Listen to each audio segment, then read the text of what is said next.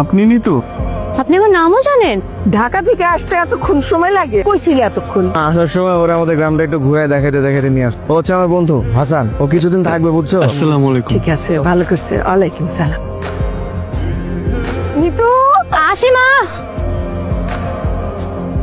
আসছি একটু ভাইয়ের খোঁজ খবর নেবে, তা না জিনিস তোর খোঁজ খবর জানা আমার কোনো দরকার নেই, আমার বই দিয়ে শুনছেন।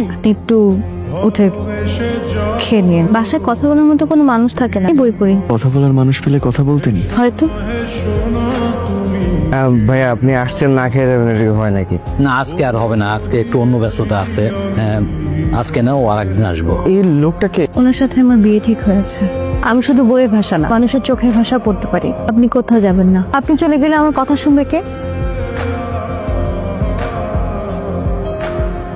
গালাম্মা, আমি তো আমার আব্বা আমার অনেক বুঝাইছিলাম, ওই জন্য জেনে গেছে আপনার মেয়ে কথা কইতে পারে না। বলে তুই তো কয়েকদিন পরে চলে যাবি, তখন এই মেয়ের কি হবে? এমনকি আমাদের বাড়ির আশেপাশের লোকজনও জেনে গেছে। তার থেকে ভালো এই সম্পর্কটা আর দরকার নাই গালাম্মা।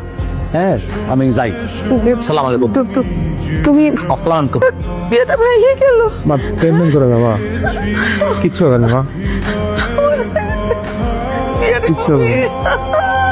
এটা বড় কিছু না মা, ঠিক হয়ে যাবে সবকিছু। আসলে মানুষের জীবনটা ঘটনাবহুল, এখানে সুখ থাকে, দুঃখ থাকে, আবার কিছু ঘটনা মানুষকে নতুন করে বাঁচার আশা জাগায়। আপনি ভেঙে পড়বেন না প্লিজ। আমি কালকেই চলে যাচ্ছি। আমরা মানুষেরা মন থেকে অনেক কিছুই চাই, নিয়তি বলতে একটা কথা আছে। আমার নিয়তি আমাকে এখানে নিয়ে এসেছিল, জানি না সামনে কি আছে। আপনি ভালো থাকবেন, আসি। একটা মানুষের অভ্যাস হয়ে চলে যেতে চাইলে কি তাকে চলে যেতে দেব? আমি একদম ঠিক আছি, আমার গলার স্বরও ঠিক আছে। কি সব বলছেন? সবকিছু আপনার জন্য করা, কিছুই কি বোঝেন না? সারা জীবন আমার কথা শোনার মানুষটি হবেন।